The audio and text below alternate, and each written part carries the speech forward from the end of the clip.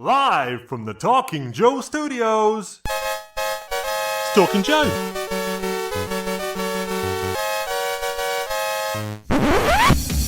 Talking Joe is on the air. Hey, it's me, Mark, and welcome to Talking Joe, the G.I. Joe comics podcast. Now, today we are talking about Duke from the Silent Missions series that is running through April. This came out Wednesday, April the 30th, 2025. But I will not be talking about this on my own. As normal, I will be joined by my regular co-host. It's a real American Tim. It's Tim Finn. No sound effect because it's silent. Oh, right. Yes. Also, Mark and I are going to be doing the entire podcast with our microphones on mute. Okay, good idea. We'll just keep pointing, gesticulating with hands. There'll be some bug eyes, some looking off, camera left, camera right, and maybe some panels from the comic. What a month it's been. It's unbelievable. You know, in the summer of, was it 1988, G.I. Joe went bi-weekly. There were those two summers, 88 and I think 89, when Marvel, 4 or 6 of its top books went bi-weekly for the summer. Uncanny X-Men and Amazing Spider-Man. And one of those summers, G.I. Joe was a part of that. And so you got twice as many G.I. Joe comics that summer.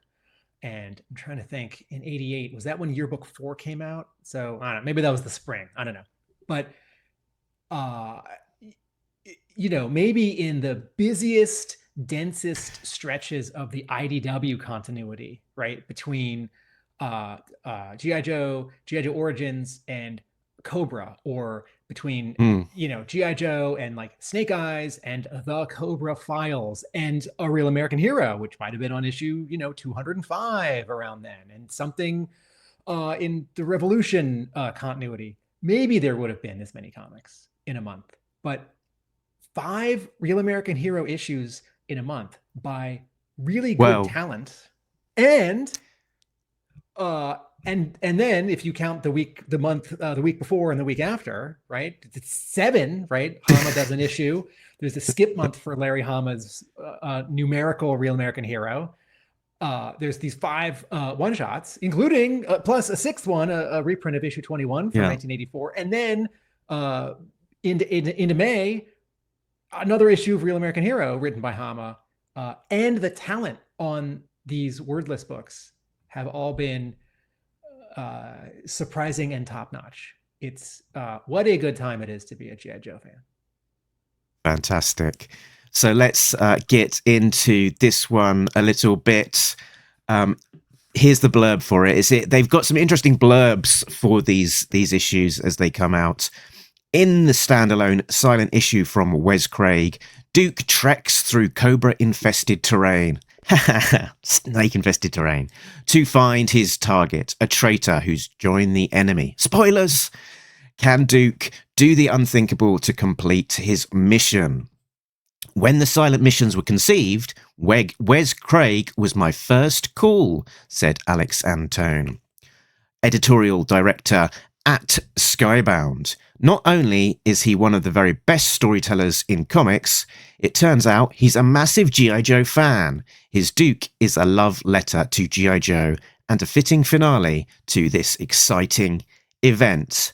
And I think it's a good point that for people of a certain generation, if you're in that magical slice of time, sort of 40s to 50s in terms of your age at the moment, that chances are you will have been exposed to a good chunk of G.I. Joe, and like it or not, it's in the culture, it's in your DNA. And I'm sure there's this bunch of comic creators out there who sort of read the comics, bought the toys, saw the cartoon as they were growing up, and just haven't had the opportunity to work on the brand for one reason or another.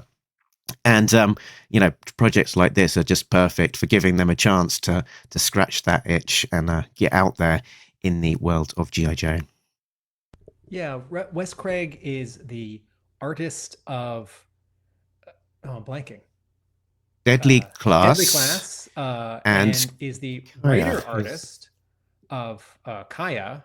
Kaya? How do you spell it? How do you say it? Kaya. Yeah. Kaya, another creator-owned monthly series at Image. Mm-hmm. And Mark, 2 years ago, we were doing one of our episodes of Talking Joe where we had some guests, and I think we were just musing about what G.I. Joe might be after IDW, a new publisher hadn't been announced, and I don't think we'd gotten even several months within the IDW's final issue. And one of your questions was, just as a discussion, who were some artists who you would want to see G.I. Joe? And I said something like, oh, there are dozens and dozens, and I don't want to name any because, some of them don't like G.I. Joe, or if some of them are working on G.I. Joe, or some of them aren't allowed to work on G.I. Joe, that might be weird or awkward. And that list really was like 80 people long, and Wes Craig was on it.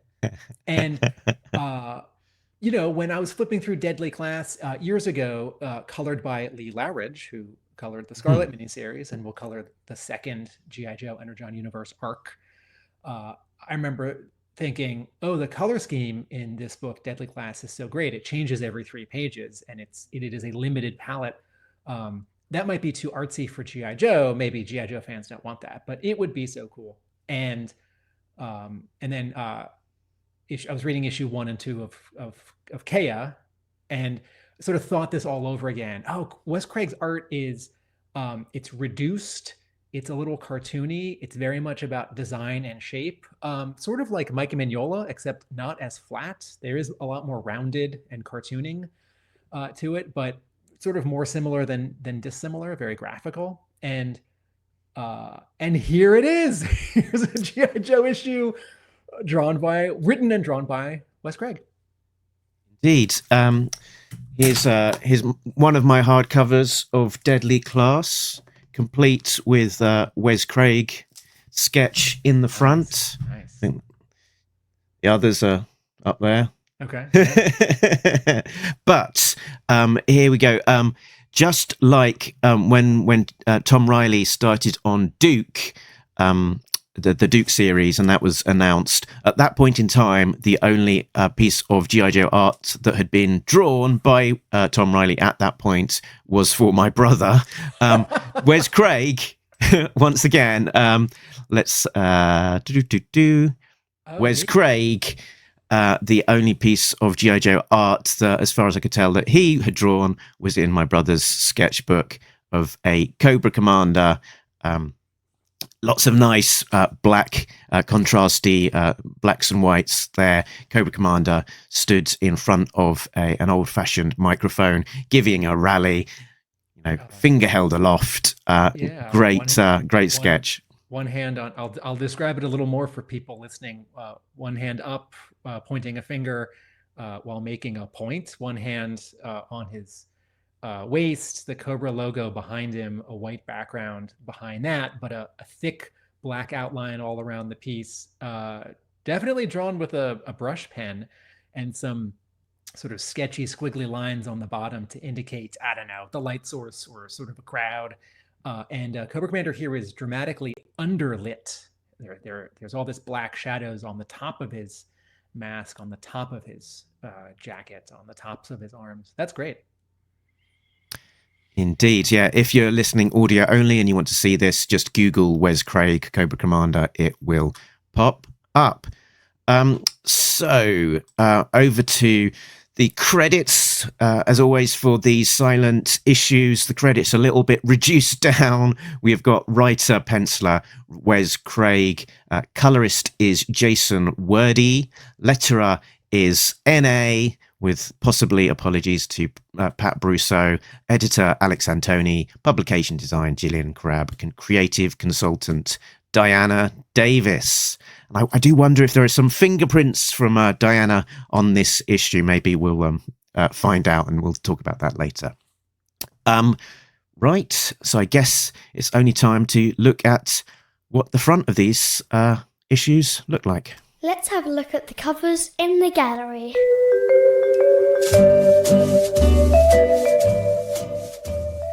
Okay. Cover A is drawn by Wes Craig.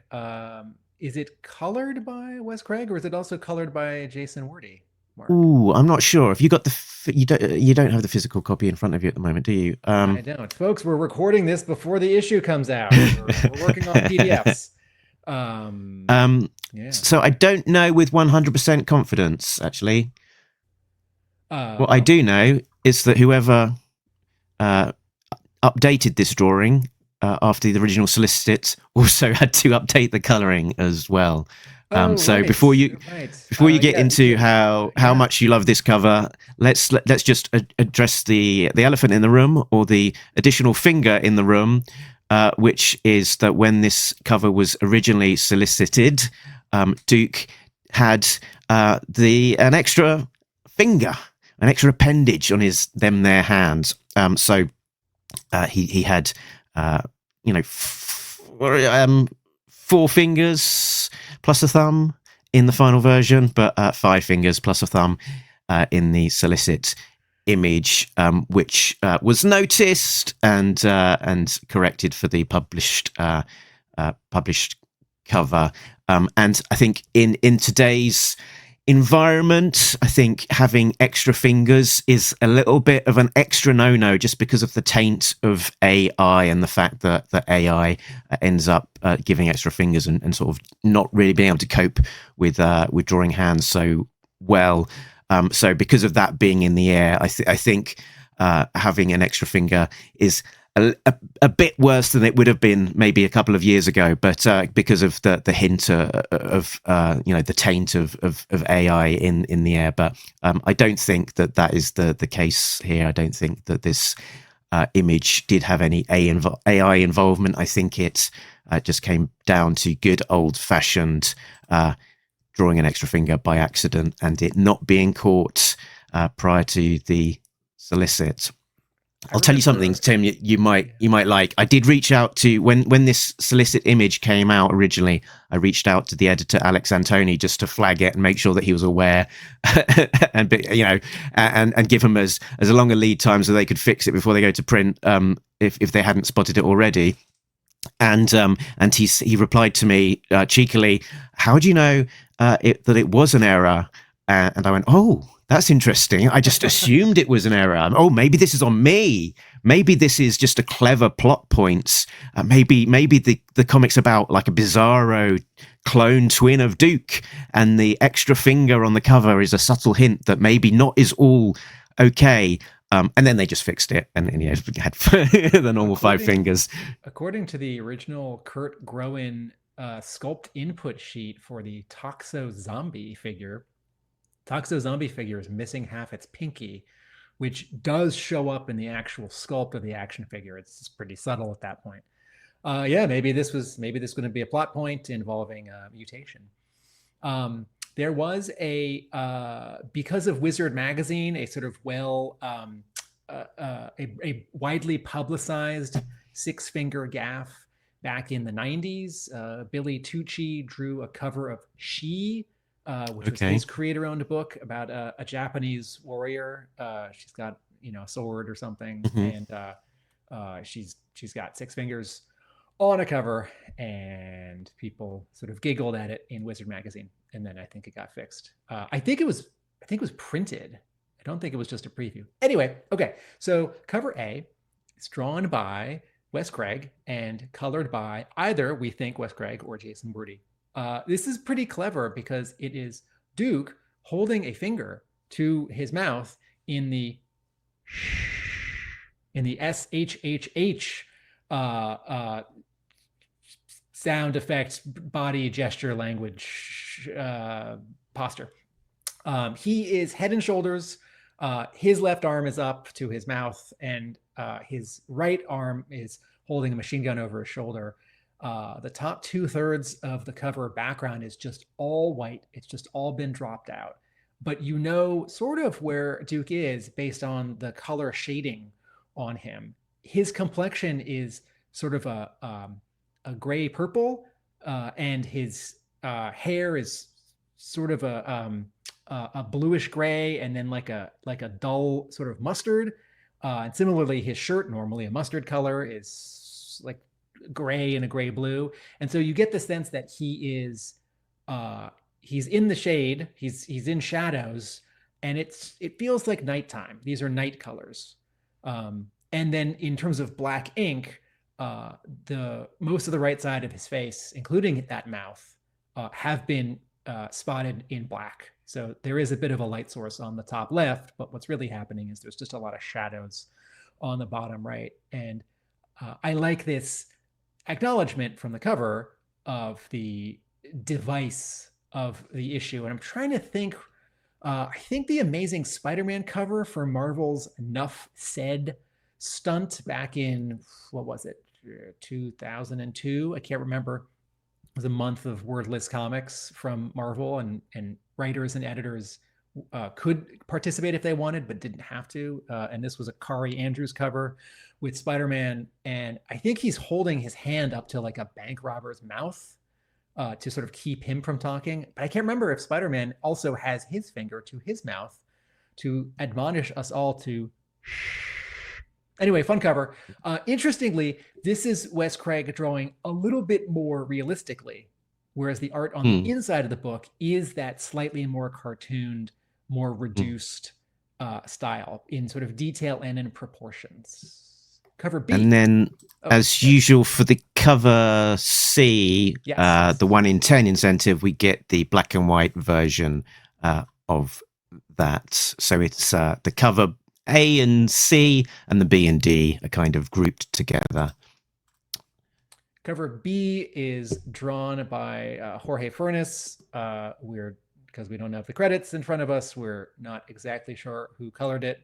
But it is a somewhat similar scene. It's Duke waist up in the jungle.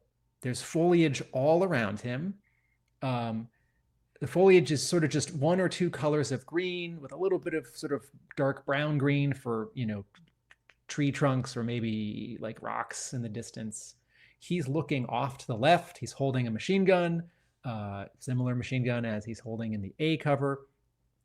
Similarly, there are some shadowy shapes on his head, on his shoulders, on his arm to show that the leaves that are higher up than him are casting shadows.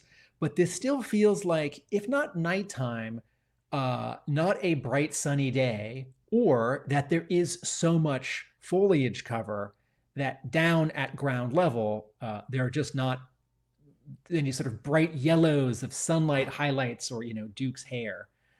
Similarly, there are shadows on his face, on the right side and under his jaw, and some sort of thick lines and all the brushwork, all the inking for the leaves and for Duke. Neat cover. Yeah, going by previous credits, I think this one is also covered by the artist as well as just penciled and inked. And then similarly, this is D. This is D. D, the 1 in 25 foil letter incentive. So same image, except now much of the background has been covered up by a red, white, and blue stripe with the letter E of G.I. Joe sort of cut out of it. So Duke and some of his background are sort of peering through this negative space of the letter E that's been sort of cut out.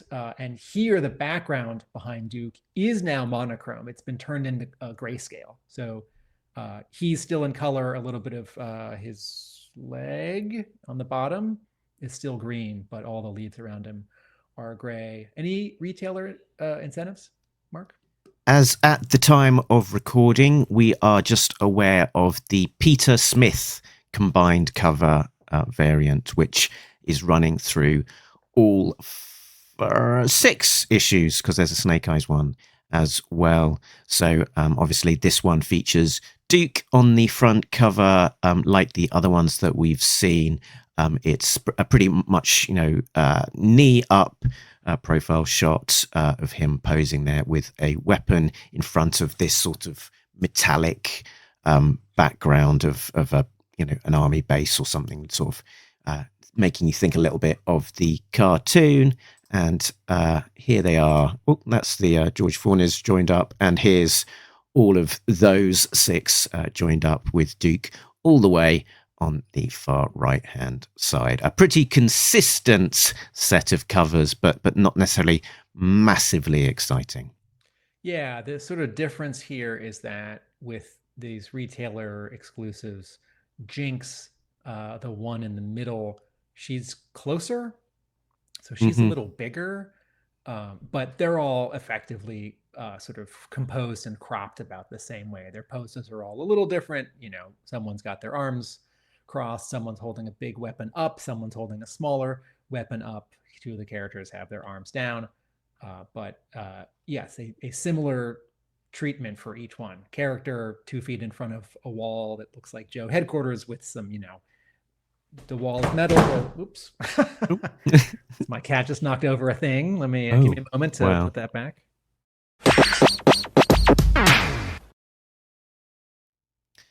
Okay, let's find out what happens on the inside of this one with a plot breakdown. Plot breakdown. A drone shoots 2 night creepers who are on guard before Duke arrives onto a beach, holding dog tags that once belonged to Amos Silverheels. Making his way into the jungle, Duke has a firefight with a group of Razor Troopers before encountering their leader, Razor Claw. They grapple before falling from a waterfall. Duke stabs the Cobra in his eye, leaving him to shoot blindly in a rage. Duke infiltrates a building that has vats of bubbling green liquid and attaches a bomb with a 3-minute counter. He is interrupted by Razorclaw, and with another tussle, he falls into a vat and disintegrated. That's Razorclaw, not Duke. Duke leaps from the building just as it explodes, exposing him to mind-altering toxins. Duke injects himself with an antidote and then encounters and kills the head scientist. It is his former comrade, Amos Silverheels. Duke grabs some intel as he leaves before depositing the dog tags he had earlier. As he makes his departure and the smoke clears, some Cobra sludge vipers arrive to clean up the mess that he has left behind. Mark, were you saying that perhaps friend of the show and creative consultant on G.I. Joe or Real American Hero for Skybound, Diana Davis, that perhaps her fingerprints are on this issue because of the appearance of three different obscure Cobra characters and one slightly obscure Cobra character? Right, yeah. I was just trying to do the mental arithmetic. So yeah, we've got an array of Cobra characters here. We have the Night Viper, the Night Creeper appearing on the first page. That is taken out by that drone. This character only appears for 2 panels and is killed on the second one.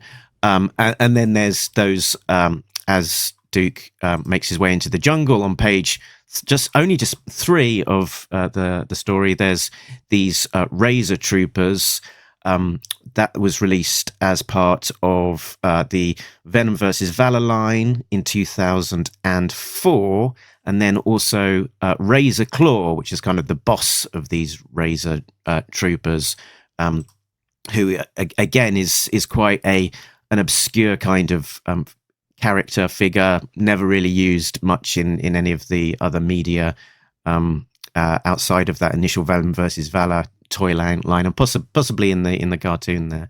I can't remember off the top of my head. And then we've got Sludge Viper on the very last page of the book. So like you say, 4 relatively obscure characters, certainly 3 very obscure Cobra characters, and it's just the kind of thing that Diana has been doing very well on the main ARAH title, where there's a spot for a character or a trooper to use, and she's been able to suggest a character or a design that maybe hasn't been used so much as one of those go-to kind of character or designs. And that fits particularly well here. So this is an island base with chemicals and hallucinogens.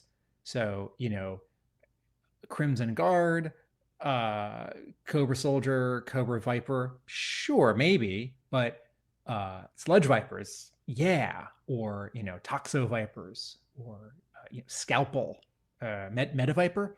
Can you remind us this Cobra Claws and who's the top guy? The Razor Troopers and Razor Claw is the top guy. You. Yeah, Razor Troopers and Razor Claw. Can you remind us, is there something in their file card and the Valor versus Venom sort of year-long story, which was about sort of splicing DNA from animals into the Cobra characters, right? So that's where we get Venomous Maximus and sort of the idea that sort of Serpentor or Zartan, the things that make them more sci-fi or even animalistic, that you might spread that across some other characters. Can you remind us, these Razor Troopers and Cobra Claws, what was their shtick? What did they do? Yes, so their shtick here was that, like much of this Venom versus Valor era, it was about sort of splicing animals together and sort of tinkering with DNA to do things. And in the file card for both Razor Claw and the Razor Troopers, they talk about wild tiger DNA being spliced in to make them. He's simply unleashed to let his wild tiger DNA part of him take over and stalk and capture his prey.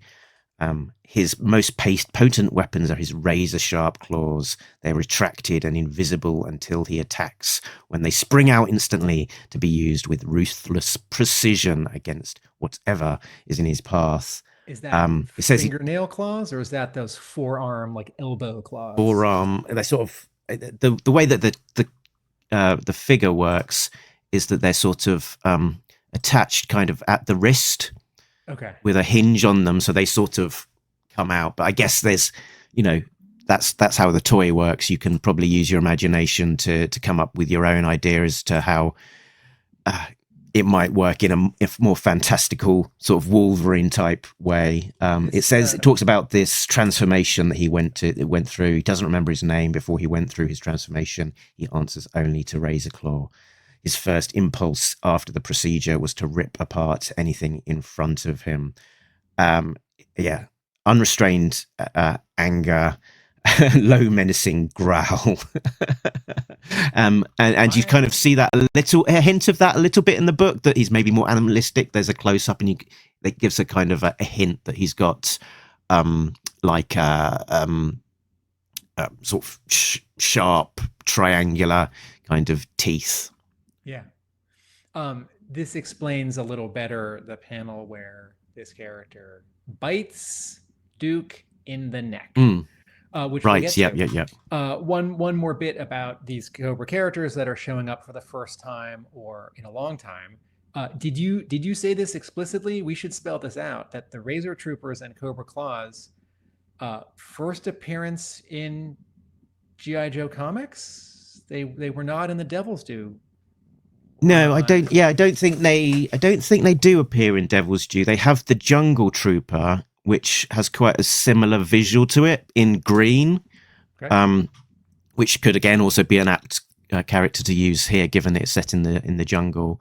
I think there's the mask looks quite similar, and that they were used in, I think it was issue 21, Sins of a Mother, in the America's Elite era. Okay. But yeah, I don't recall these actually, other than possibly, small appearances in like a comic insert pack or something along those lines. I don't recall them being used anywhere else. So that it stood out to me as a bit of just a highlight for this particular comic, really, of them just broadening that palette of characters and that have never been used, and they're out there, and there's no real bad characters. It's just how they're used, isn't it? So it's part of, I guess, the delight of the Joe brand, that there's so many characters and designs that you can just pick one and do something with it. While there are no bad characters, there are action figures that are more beloved or less. And certainly the 2001 and 2 and 3 line had sort of design and sculpting and proportions that some fans didn't love. Some big shoulders and really visible like shoulder pin joints. I think what we're skirting around saying, and what we can say sort of explicitly, is that because G.I. Joe has been around for so long, and there's more than one generation of fans who has followed the toy and the comic, every era is someone's first. Every character might be someone's favorite, and we're all rooting to a greater or lesser degree for our favorite character to show up again, to do something important, or just to show up if they've never shown up. And, Larry Hama, I think, based on interviews and convention appearances at this point, kind of famously was not going to include the Cobra Law characters in 1987. That's fine. There are a bunch of characters that showed up in the 2000s in toy form that Hama wasn't going to write because he was barely writing G.I. Joe comics at the time. And and then sort of the other embedded thing here is between 82 and 94, Hama had to include new characters and costumes and vehicles. And in current comics, since 2010, he doesn't have to. And so the chances that the Razor Troopers are going to show up in issue 317, A Real American Hero, in 2025 are almost zero. So here's a fun place where maybe Wes Craig is such a Joe fan, he finds the sort of obscure character, or maybe he says, Diana Davis, who might I use here? Or maybe he has a good idea. I've got a better idea. So fun all around. And then just to put a period at the end of that long sentence, Sludge Vipers, we probably haven't. There's probably Devil's Due appearance, I can't remember. We haven't seen since the Andrew Wildman run. Are they on a cover around 145? Are they on the cover to 145 by Phil Gozier? I don't know. Cobra Commander. Anyway, we haven't seen them in a long time. And okay, so let's get into not just character appearances, but story. Okay, in broad strokes, all of these wordless issues beg or suggest for a comparison with other wordless G.I. Joe stories. And there've now been several, right? Issue 21, issue 85, yearbook 3, 275, Origins 19. But the one everyone thinks of, and the one that most people have read, is 21. And I'm struck that issue 21 of G.I. Joe has one splash page. And it's page 1, which was pretty standard for Marvel books at the time. And Silent Missions Duke has 2 splash pages. Neither of them are page 1.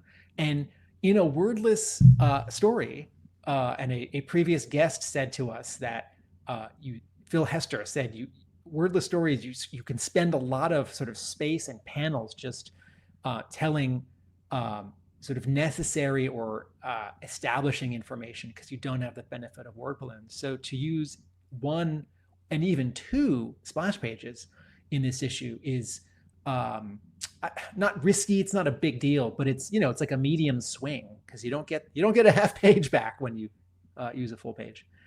And those 2 splash, you've almost got 2.5 because you've got 2 splash pages. One is the kind of the big reveal of the Cobra base on this island. Then the other one is that sort of moment that Duke is exposed to this toxin and starts kind of having this hallucination. It's that crazy kind of atom bomb effect with Cobra Commander pointing, and then there's also a almost splash of Duke falling down from that waterfall along with Razor Claw as well. We've just got Diana with us, so Oh, cool. we pick up here. And Let's pause our investigation of this issue and ask Diana a couple questions. Diana, so it's great of you to join us, take a few minutes away from your busy work and talk to us about silent missions. So we're just talking about silent missions, Duke. So for you, here's the lowball question. Like I'm a member of the the press pool. What's your how exciting is it for you to be working on a Duke solo issue? Oh, it's pretty exciting. I think it's the second one I worked on, because we did that Duke issue for IDW, which wasn't necessarily solo. Roadblock was in it, but this one, it's all Duke, and it's really good. I really loved it. Yes. That one was a regular issue with word balloons and sound effects, but it was a it wasn't silent. Yeah, but it was an all Duke issue.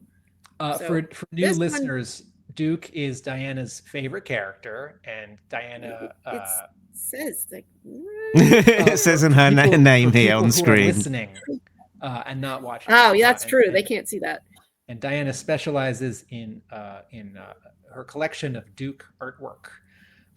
Did you make specific suggestions to Wes Craig about some of these deep cut characters? Were there other suggestions? Okay. Yeah, Alex and I got together and figured out characters and deep cut Cobra guys that sort of fit with what he wanted to do, because originally he had selected a character to use that is no longer living. So by choosing certain other characters, now we could have those guys, the regular troops, and then their commander, and that fit, and that made more sense. And then if you're in a lab that's building, toxic, wasty kind of bad stuff, well, there you go. We have guys who do that, and that all fit together. And it was fun. It was fun. Were there any other story or art suggestions or continuity catches? There were a few. I've been working on multiple issues a week for a while, so I can't recall them specifically. But there were a few, but it wasn't like major. It wasn't like a major issue. The story, the basic framework of the story was from the beginning was there and excellent and exciting. It was just a question of getting the characters living and making sure things went okay. And changing a name on slightly on a dog tag. For like copyright clearance, that kind of thing? Yeah. So it's just not too to, similar sometimes to it's, else. Yeah, sometimes it's better to head that off by not like courting the chance of a letter, by just a little shift. Diana, do you have any personal connection with the Razor Trooper and the Cobra Claws from Valor versus Venom? Nope. I just looked at them and I thought, well, that fits.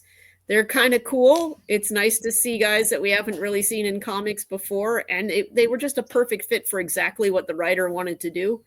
And that's kind of one of the things I do when people can't, like, which this doesn't work, so who will work? And then those guys slotted in without any major problem. It worked so well. So, and everybody liked the way they looked. So that was perfect. And we were talking about the covers earlier on with the now infamous extra finger. Was there just a collective slap on the forehead from everyone once you all spotted it simultaneously? Yeah, I believe one message got sent from my direction saying, "Hey, look, count his fingers," and we all went, "How did that get so far?" And then we fixed it. See. That worked well. Yeah. But sometimes it takes a while for everything to filter down to everyone. So that at times that can not necessarily get everywhere all at once.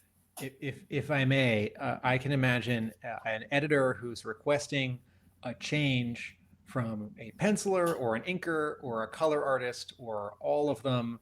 You know, if someone has moved on to a next project, maybe they can send in that art fix, you know, not the same day, not the next day, but a week later, and it's still going to make deadline and the printed book is still going to be fine. And meanwhile, there are all these websites or maybe even printed catalogs with the earlier version.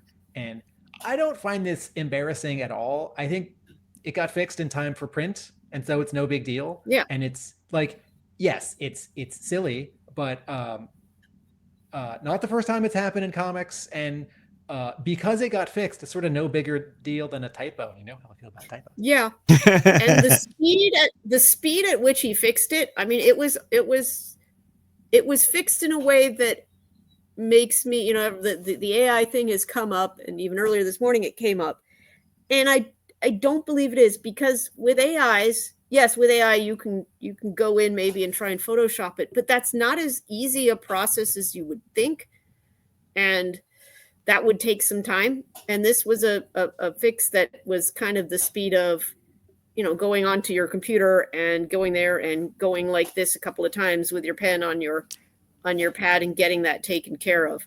I mean, I think there are some Renaissance paintings where people have slightly too many fingers or weird hands. So it's human when you're working on, I mean, artists like anyone else on the team are usually working on multiple projects at a time and have tight deadlines, and that's just to make ends meet. So, you know, it gets hectic and things slip through, and I mean, it's kind of a funny story. You know, it got by all of us because, you know, sometimes you're looking at a hand and you look at one part and you're like, oh, that looks cool. And then you look at the other part and you went, oh, okay. So yeah, but you know, it was funny. It was caught. It still is kind of funny. And I wonder if this is a digital fix and the original artwork is still the original version, or if this was an ink patch. I don't know if he drew digitally or not. I mean, oh, okay, in the first place, right? I don't know.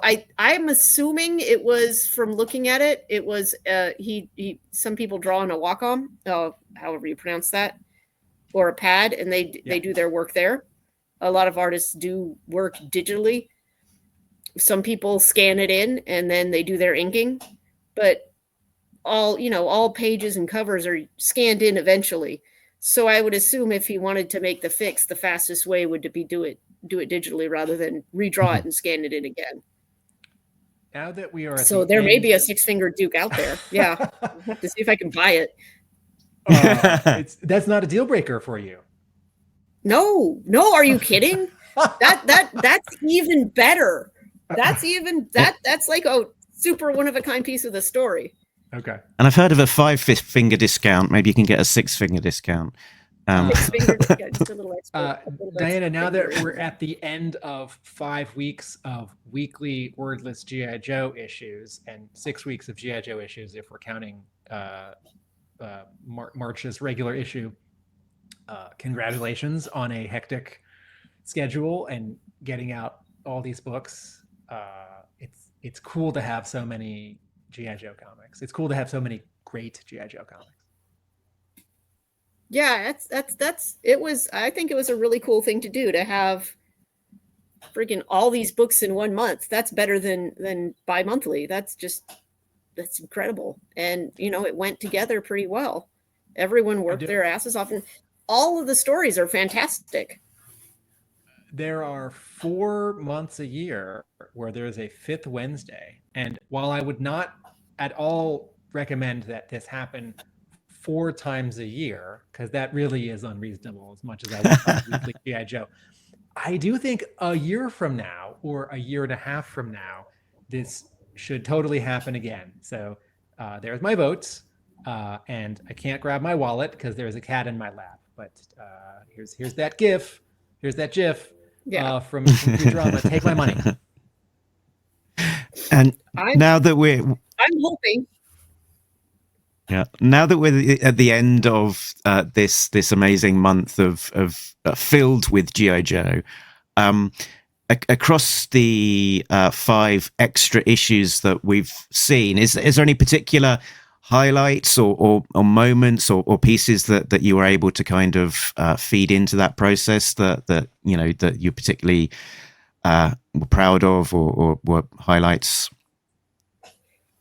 Again, I'm the smallest cog in the overall machine. So I think what I'm proudest of is seeing that it sort of reminds me of my art collection, right? So this is 5 different writers and or artists, depending upon who you're talking about, and their take on the brand. So it's kind of cool to see who they chose or who they were working with, the story they came up with that they felt best represented the character, and the art, you know, the art team, either the writer was the artist or the other artist coming on. That's kind of cool. I mean, you see G.I. Joe in there, but you also see a lot of who it is who's creating that comic. And so I think I'm kind of proudest of that they're doing something like that, where we get to see all these different takes on a beloved brand from all these different people, and the great stuff they came up with.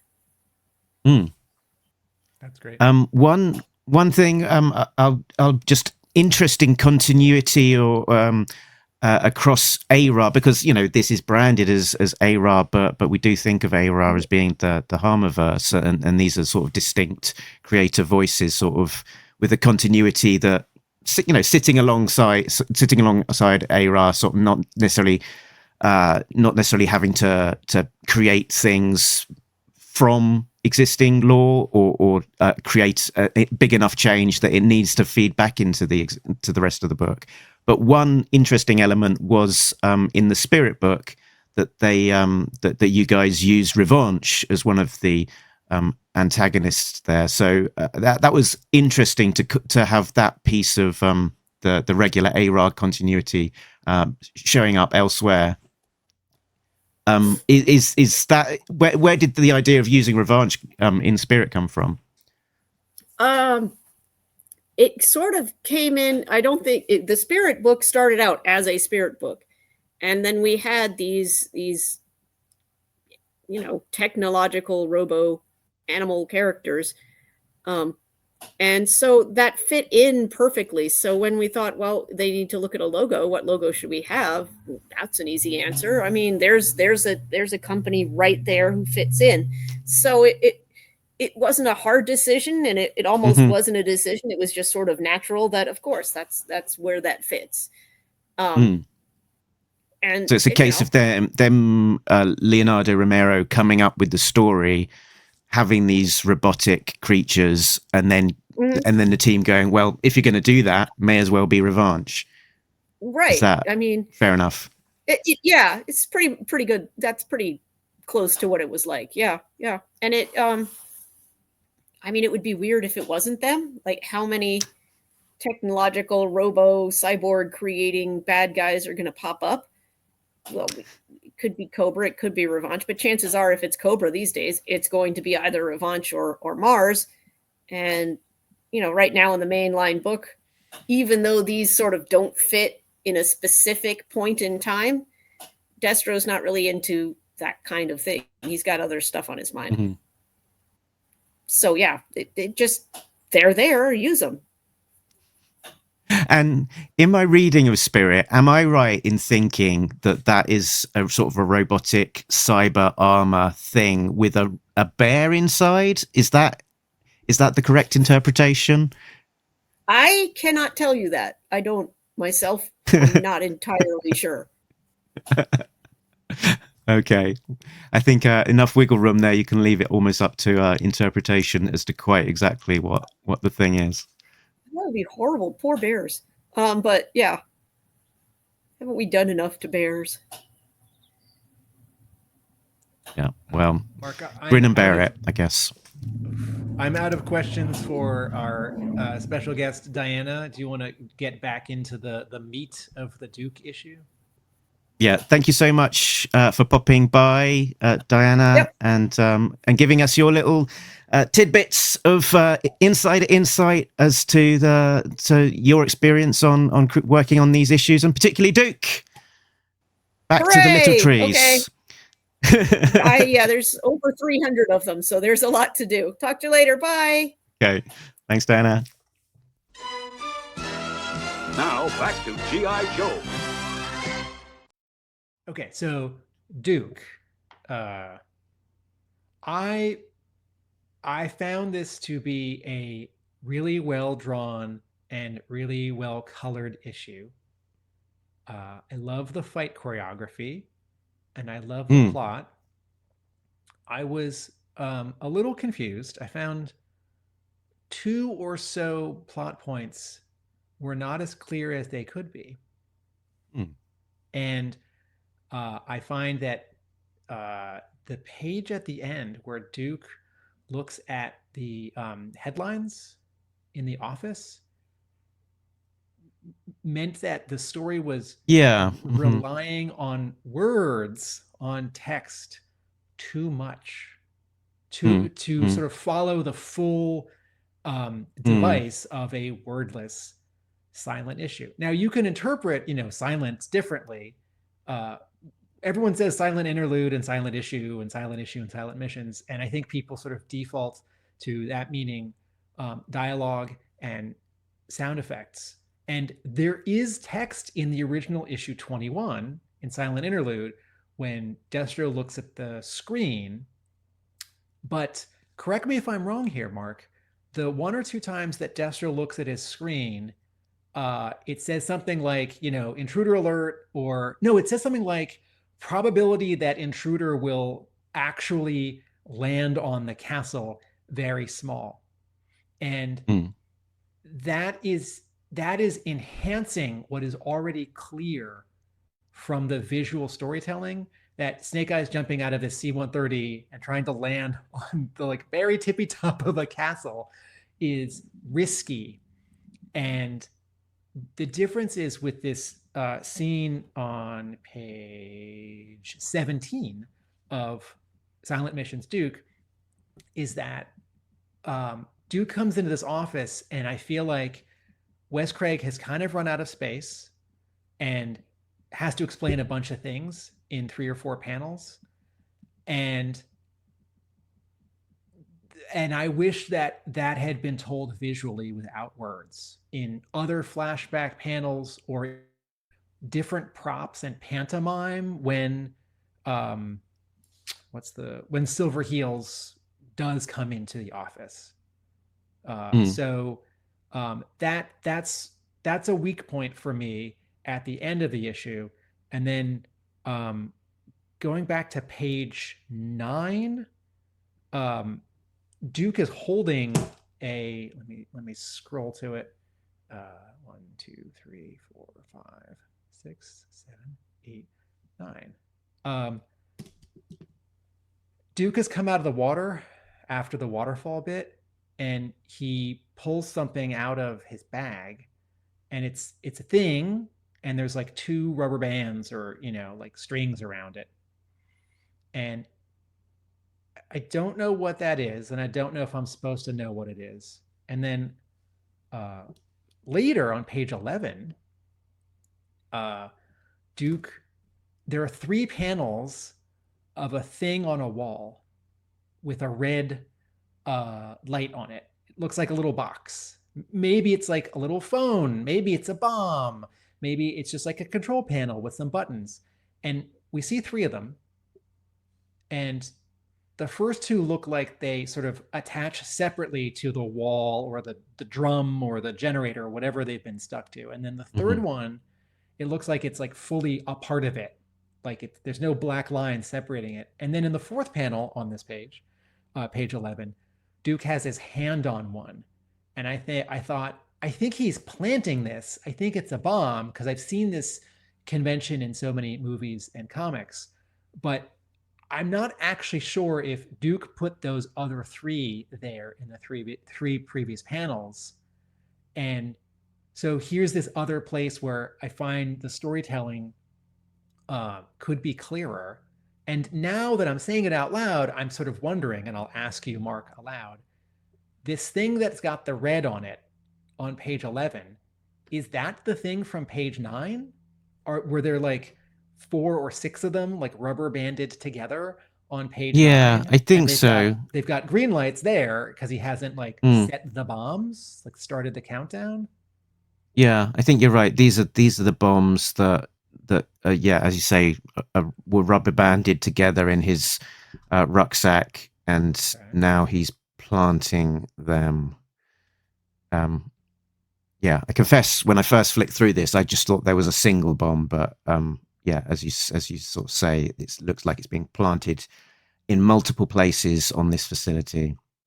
Okay, so and then here's another question that I have. On page 10, the big splash page, which I love. I love the composition. I love how small Duke is, how clear he is in the, in the sort of like clearing between the rock and the trees, and there's this downhill that's just done with silhouettes, and then in the distance you get a sense of scale, this giant Cobra industrial plant with several different buildings, and then sort of the icing on the cake is the color choice that all of these lights all over this space are red, which it just makes it strange or dangerous or otherworldly. They're not normal yellow lights, right? But this isn't red alerts. This is just sort of, this place is weird and dangerous. Okay. Duke does not have a bag here on page 10. Duke did have a bag on page 9. Duke has a bag on page, there's a strap on page 11, and then he does have a bag on page 12. So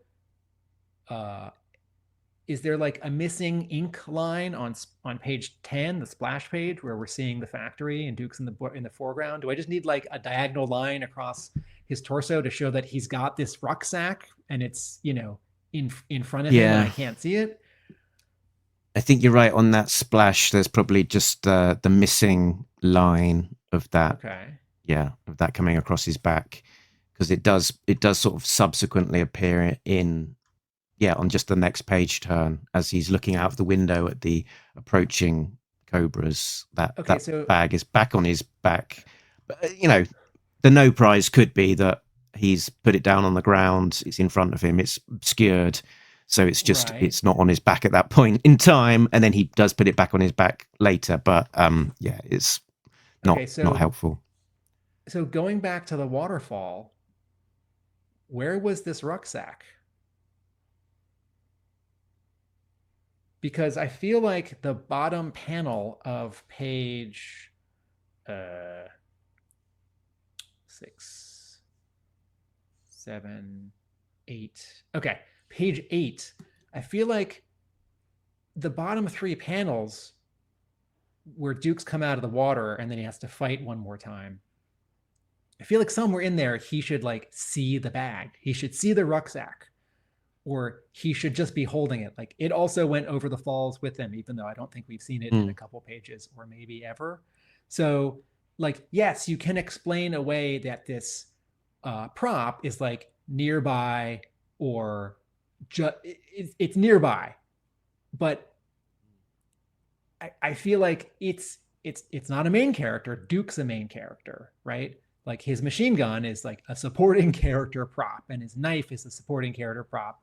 These bombs are pretty important supporting character props, and similarly the bag, that the rucksack that has them. And I feel like Wes Craig has either lost track of them, or I don't think this next one actually happened, but like sort of invented them halfway through the story. And it's like, no, yeah. Where were they? I wonder if that panel that confused you just before the Razor Claw jumps and attacks him as he's sort of kneeling, holding something. I wonder if that is like maybe a drone has dropped a package for him and he's picking it up. I can't really tell what that panel is doing and what he's holding. So talking about page like 8? 5-ish. Sorry, the page after they fall down the water. No, the 2 pages before they fall, just as we see Razor Claw for the first time. Page 5. Okay. Yes, this was another note I had. Page 5, panel 3. What's he holding? What's he doing? So Duke is kneeling on something that's silhouetted out. I don't think it's a rock. I don't think it's like a little formation of bricks. But it's much bigger than like a rucksack. It's not a person. And he's holding two stringy things. And for a second I thought, oh, he's burying his parachute. Like, no. There wasn't a parachute. He came in underwater. Are these the is he holding the dog tags? Like, no, the scale's all wrong. They're much smaller than that. The little dog tag chains are much smaller than that. And this here has some sort of blue fill. It's like he's holding two things, one in each hand, and then there's some sort of cords or ropes. And I can't follow what he's doing in that panel. Yeah. I'm sorry. Wes Craig draws so well. His poses have so much energy. I love the like reduced, slight cartooning. Like there's detail, but he's not, like a super Jim Lee detailed artist. But I think as a wordless issue, this is mostly successful. But this is not a home run out of the park. And this was what I thought might happen when this month was announced. And I don't know if I said it to you while we were recording or not, but like the comparison with the original silent interlude, that's tough, because not only was that issue great, it's sort of fame and import has grown as it's been reprinted over and over, and people blog about it, and people who like don't really follow G.I. Joe know about it. And I'm crossing my fingers right now, listeners. What I was hoping would happen when these comics came out is that the stories would all be simple enough that there wouldn't be any like, wait, where did this character go? Or like, wait, what's that thing they're holding? I haven't seen that before.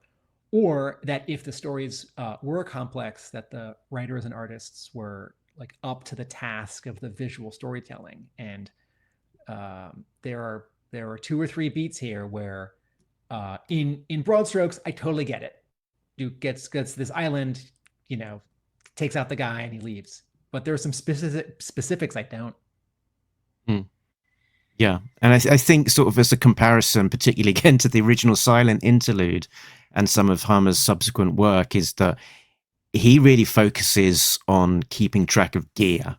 So for him, it's like, he's got a gun, he's got a knife, he's got a bandolier, he's got this backpack, he's got and so for us as the readers, that bit of where did this thing come from? Where did this go? What is that thing?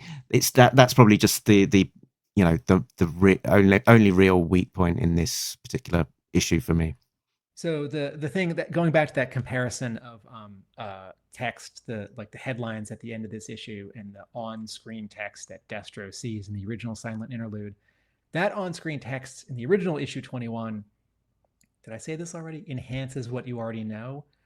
Whereas I feel like, and if you took out the lettering in those 2 panels, you could still follow it.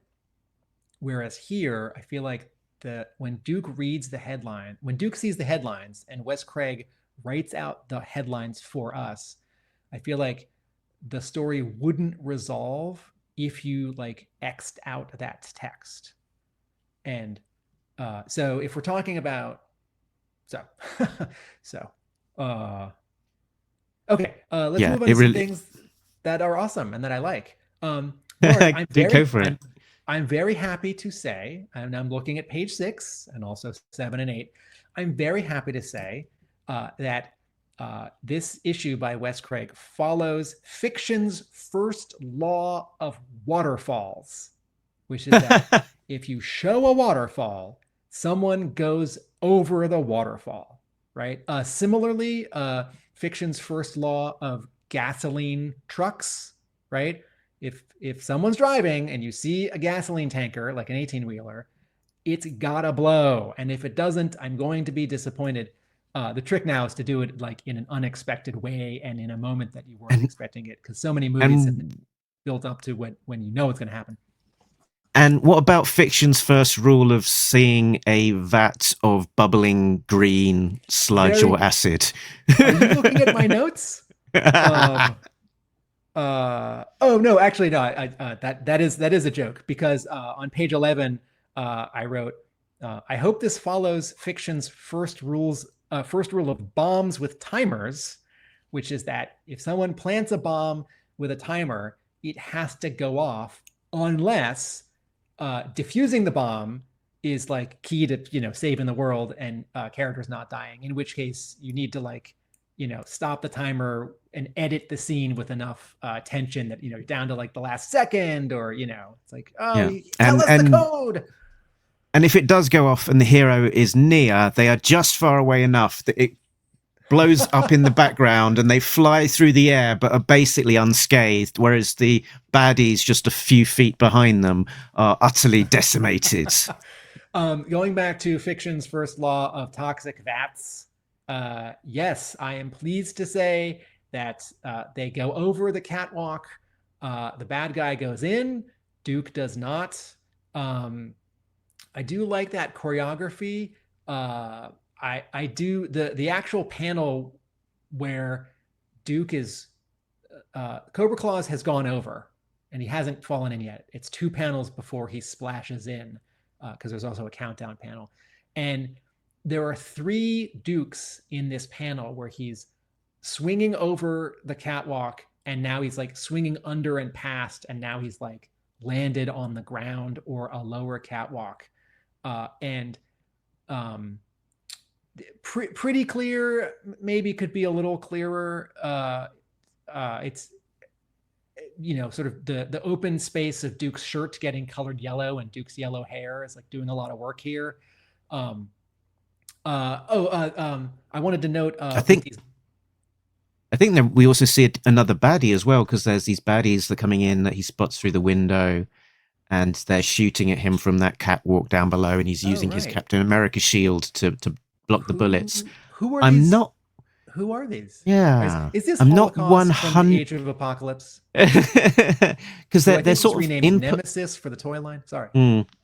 They're in purple, and they've got what seems to be like quite a bright, Acme playing cards acid green colored helmets, possibly with see-through, but I'm not with a lot of detail. I think that they might Toxo Viper 1s.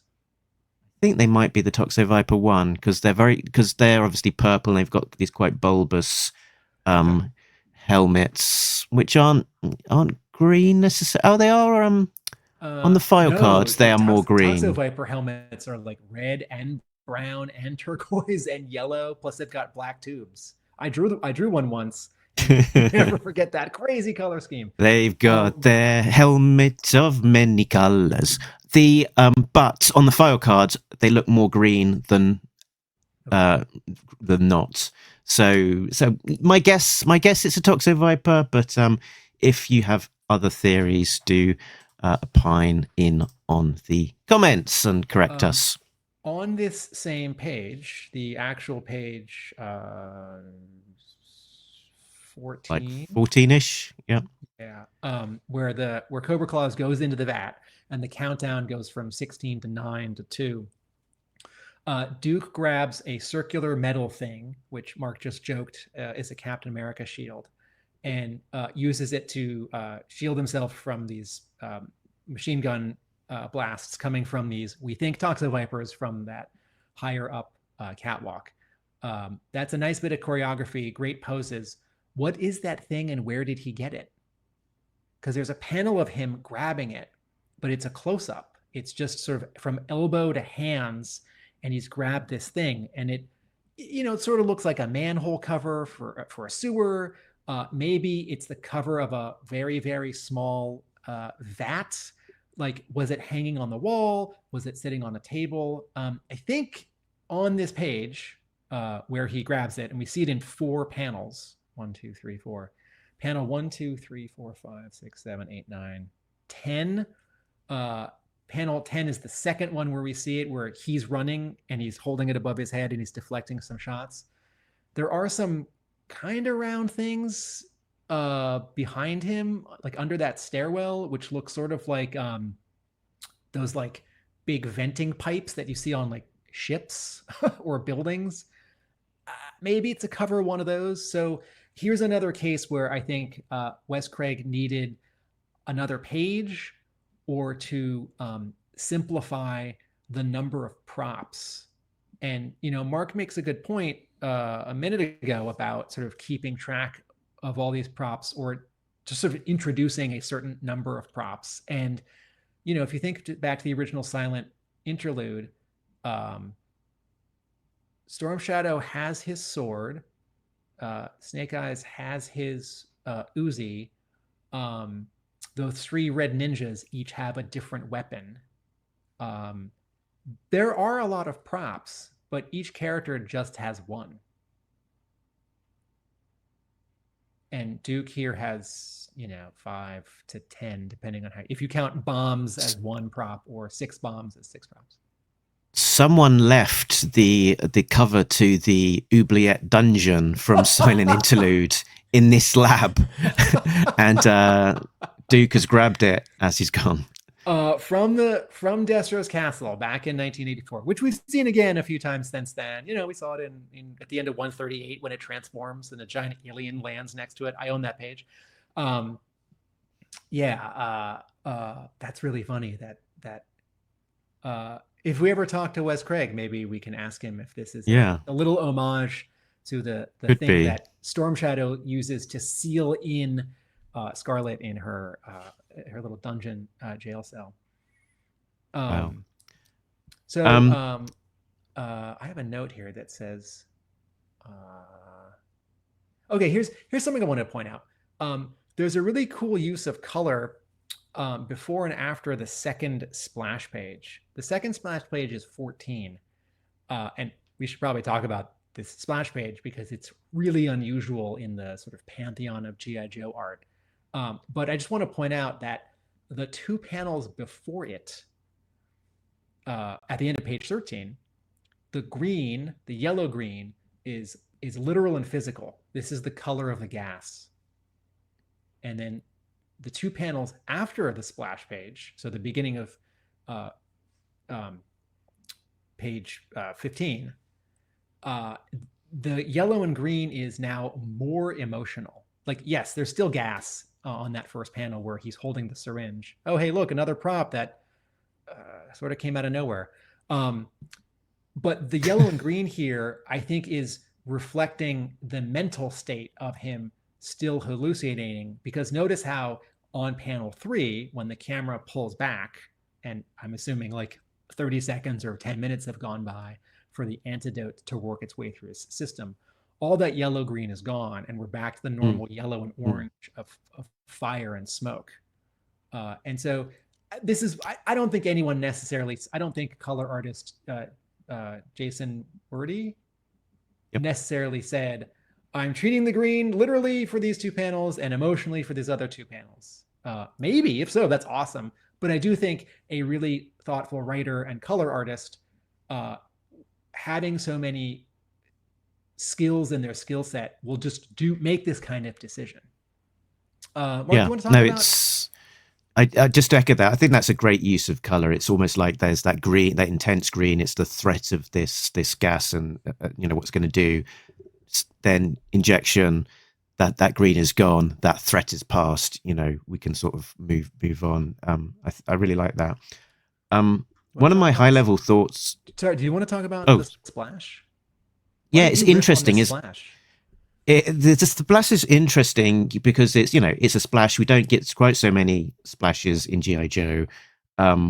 Duke is sort of pulling this like really sort of wild, distorted kind of expression on his face. His sort of eyes are, you know, dilated like super tiny and you know, arms out, red, bombs dropping like an atomic bomb in the background, and as well they sort of go like super simple on a lot of the design elements or visual components of this, that that you're getting hints of falling bombs and planes, potentially dropping them, and the planes they're literally 4 or 5 lines of a cross drawn with another one on the back to kind of indicate the tail of it. And this interesting, composed Cobra commander at the bottom pointing, Cobra needs you, whatever. With Duke mirrored in the mask, having a real wig out. It's an interesting page, and sort of is quite it's very, very visually striking, and whether you like it or not, it's a bit like, crikey. I think the closest comparison, because I don't know that we've had in Real American Hero comics characters hallucinating, and I don't know that we've ever had sort of a nightmare POV panel or two or page where like we see what someone is sort of dreaming or hallucinating. I don't think we've ever seen anything like this. Maybe here or there. Okay, the Joes, when they in an early issue when they were captive in the basement of Springfield and they had that water and they were hallucinating that he was a turtle. Was it Zap thought he was a turtle on his back, and Scarlet was thinking that she had claw fingers and that kind of thing. I was gonna say, it's unusual. I was gonna say, I forget if it's issue like 88.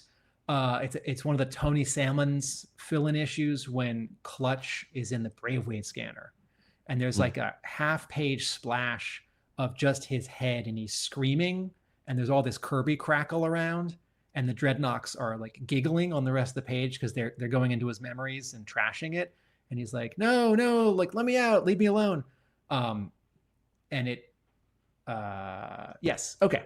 So this is a cool and weird page. Speaking of green and yellow, do you have any? Okay, we should probably spell out that this character that Duke is trying to track down at the beginning of the story. Duke has a pair of dog tags in his hand, and there's this memory panel of this guy with long hair and a headband, and so this must be Amos Silverheels. And so Duke is. So when you said when you read the official description of this issue, I thought it gave away too much, and all I know is that Duke is trying to find this guy, find information about him, return his dog tags to him, or return his dog tags to someone connected to him. And there's this indication on that second page when Duke looks down at the dog tags, you see the dog tags in his hand, and then you have this effectively black and white panel where Silverheels is like laughing in a memory, and like because it's black and white, exactly, because it's black and white, you think, well, maybe it's a photo, and then cropped on the left side is probably Duke. Right, so these two guys know each other. So let me go all the way to the last. So you think from that establishing page, this is a guy that Duke knows. There's from his past. Maybe there's a photo of them having served together. He's got his dog tags. If he's got his dog tags, does that mean he's maybe dead? So is he looking for revenge? Or is he looking to rescue him? But there's some connection, and this mission involves this character somehow. So when Duke gets to the lab, this little building that hasn't been destroyed, and he goes in and he sees all of these, he sees a couple photos like pinned on the wall and some newspaper clippings, and we get this little history of this character. From the headlines and the images. This character, Silverheels, had a partner. I don't know if they're married, but let's say wife and a kid. And like one of the photos, it's like they were painting the house. And so the kid's holding a brush, and there's some paint on the wall behind them. They've got paint on their faces. And the kid has got, I think, like the Jughead sort of crown hat from Archie Comics. And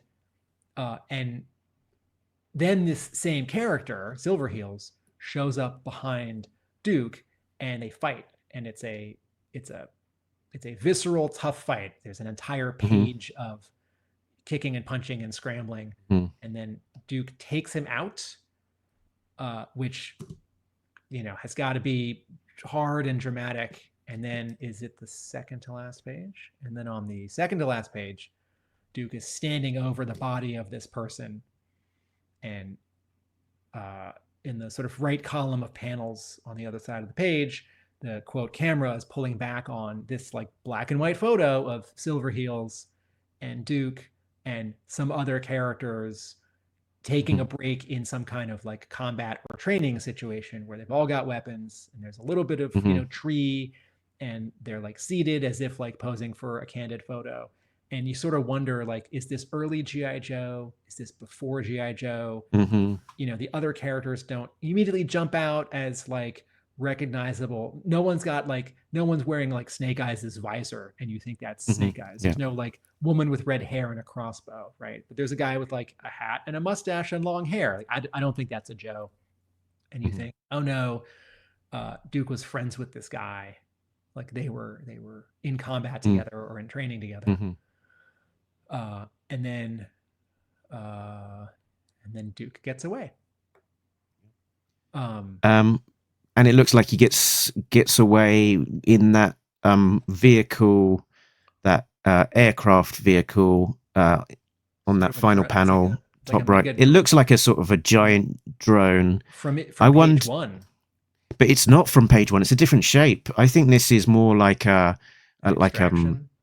extraction vehicle. The closest I could think of or see was the Sigma 6 Dragonhawk, which has kind of got these giant, it's like a VTOL. It's got these kind of giant circular blades on the wings, and then another one on the tail.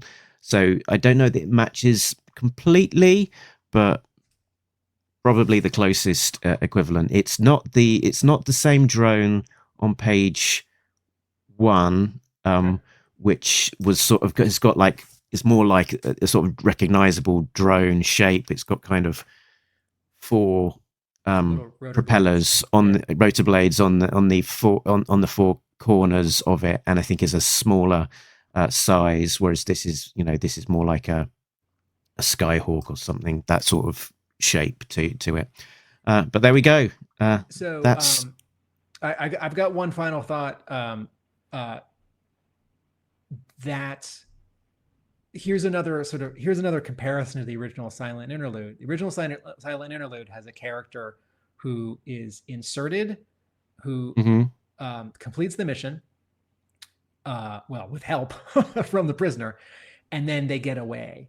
And the moment of them getting away on that vehicle is a big part of it, that final page. And this Duke issue does not need to replicate that or one-up that. But just as a comparison, here's a different take on, okay, here's our main character in this wordless G.I. Joe issue. On the final page, he gets away via an aerial vehicle.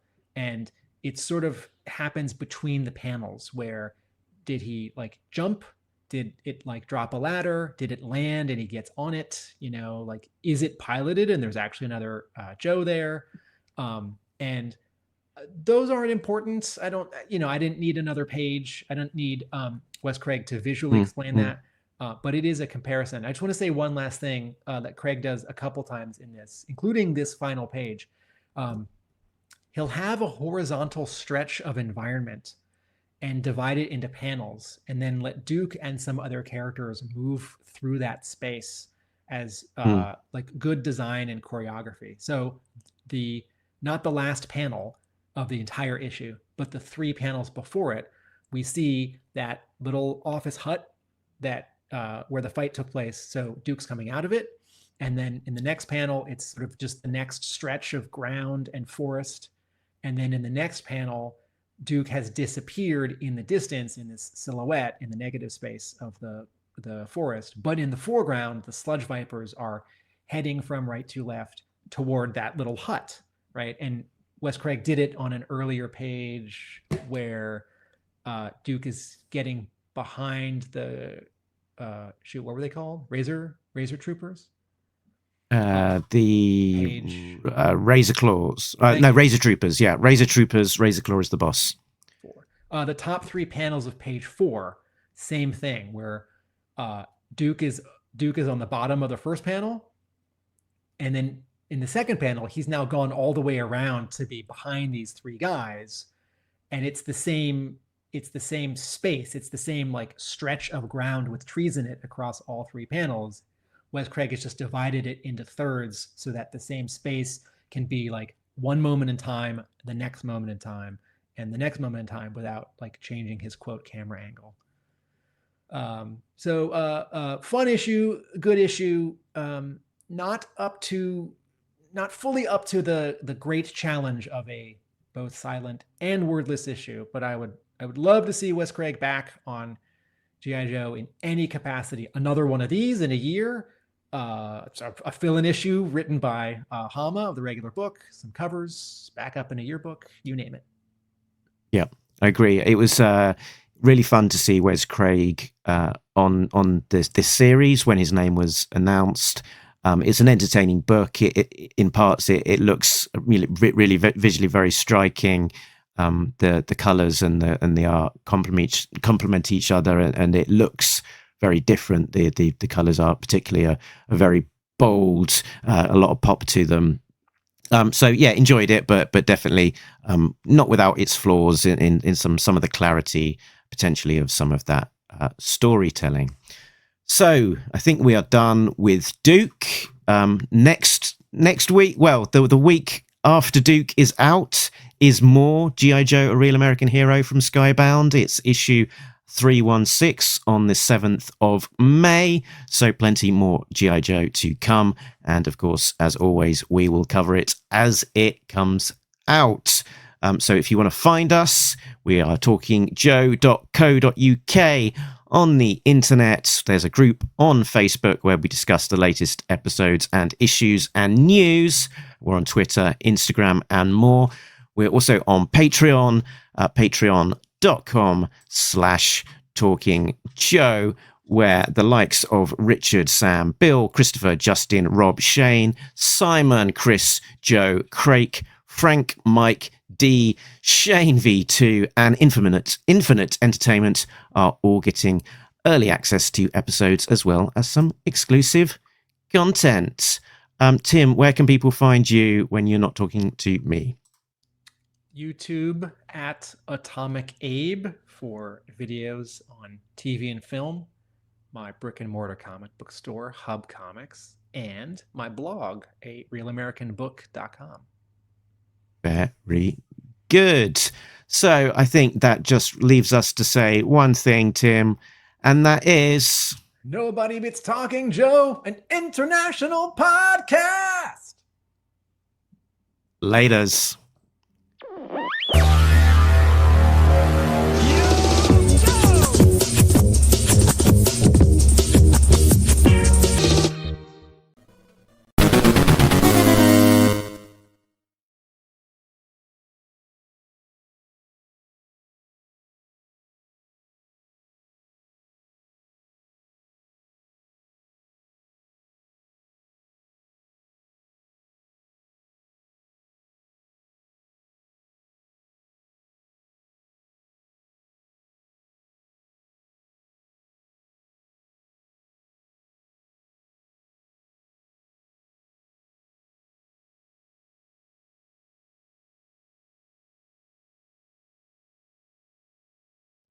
I've had a cat in my lap this whole time.